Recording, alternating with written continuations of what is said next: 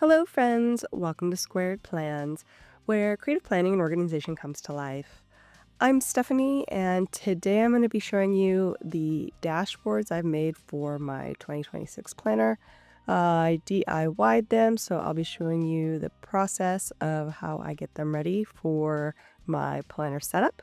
So if that sounds good, let's jump in.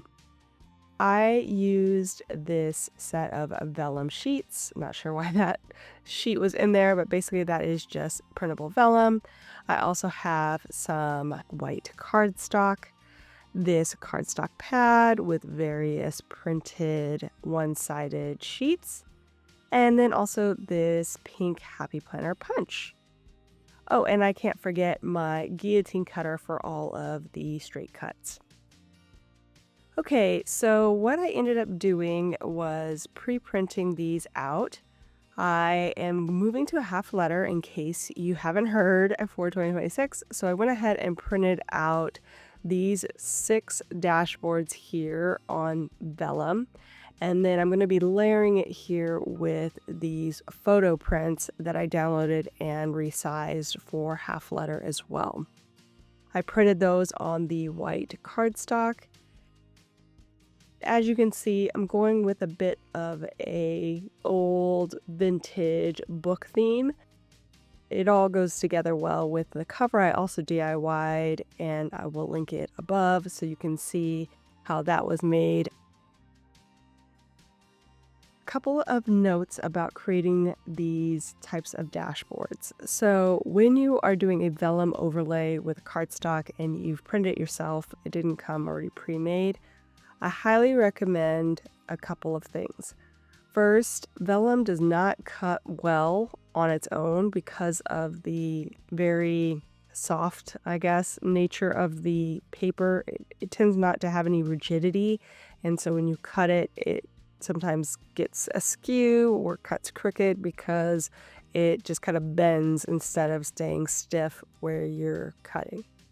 So definitely cut it with another piece of cardstock. One thing too that I didn't mention is that I got that print for the vellum from Etsy. That, amongst the materials that I used, will be linked down below. The images I actually got from Adobe stock, and they were not free. I have an account with them, and so I was able to download them at a cost. I can link those specific images if you're really interested in those and want to purchase them, but just know that those aren't free. However, you can find a lot of free images around town, if you will, at different free stock image sites like Pixabay and Unsplash. There's quite a few out there.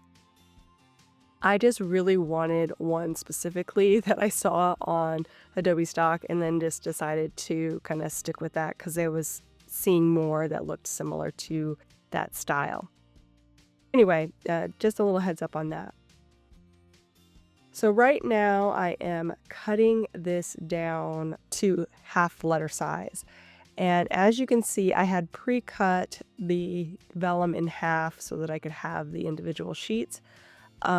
But highly recommend when you are pairing a vellum with a cardstock backer to cut them together. There's always a little bit of variation when you DIY a project. It's not going to be, picture perfect, precise. Maybe it's a little bit crooked or a little bit taller just because your measurements aren't like, perfect. You know what I mean? So if you really want them to look like they're made for each other and there's no overlap or no weirdness going on, highly recommend to do what I'm doing here, which is to cut them together. And since I wanted to save on vellum because I had already wasted a bunch trying to make up my mind how I wanted to do this, I went ahead and printed it 2 up because I could fit 2 half letter sheets on 1 letter size. But for the cardstock, in order for the border to be fully flush with the edges, you have to print them on 1 sheet with an extra bleed on the outside. So if you've never set up a print like this, You can do this in a lot of different programs. Canva is a very popular one. And basically what you want to do is when you set it up, you want to set up the final image size or page size, I guess, to be bigger than your actual cut size. So for me, I made both the width and the height about a half an inch bigger than my cut size. So I would have a quarter of an inch all the way around the image as leeway for anything like when you're printing double-sided and they don't line up perfectly back to back, or, just to give me that edge where it looks like it's bleeding off the edge versus having like a white margin or gap. I also added in cut lines or crop marks.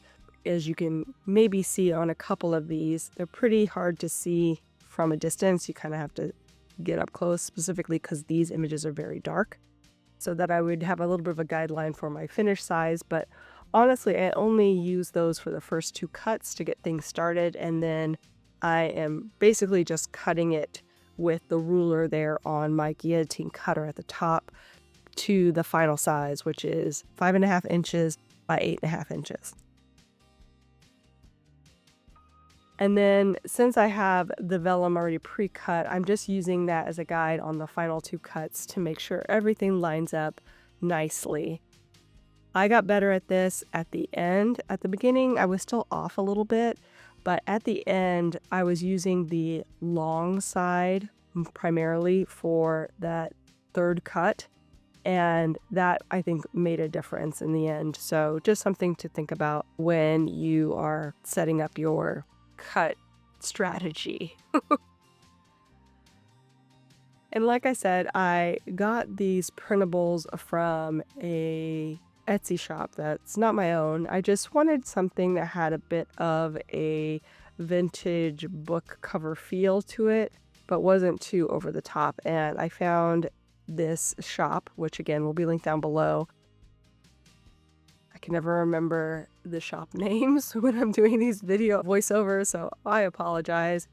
I'll try to actually add it here on the screen so you can see it, but again, it will be down in the description below, linked to this specific printable. And you can edit it, so I was able to customize it with the 6 sections that I'm going to be putting these particular dashboards in my planner, my 6 side tabs basically, or dividers. There's like a spot for a main header, and then there's also at the bottom a place for the contents of your section. So I went ahead and just kind of played around with that and actually added it in, although it's not going to be very helpful for me because I don't really need that as a reference. I just thought it looked a little bit cuter with the added contents typed in.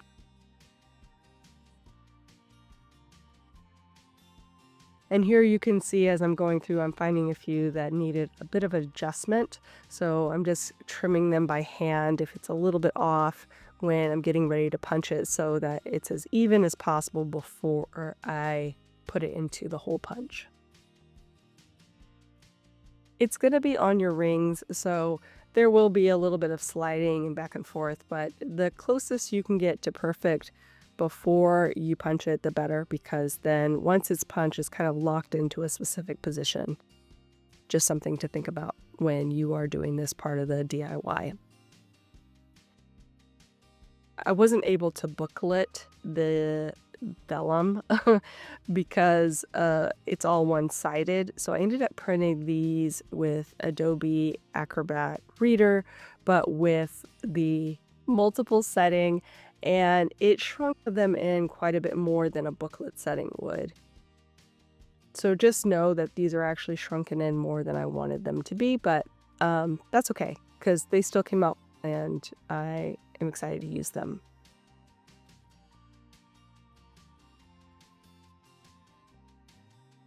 I also have another set of tabs that need dashboards in the back of my planner, and I decided to use that cardstock I showed before, which I also used for the inside cover of my DIY book cover. I just kind of highlighted there for you guys.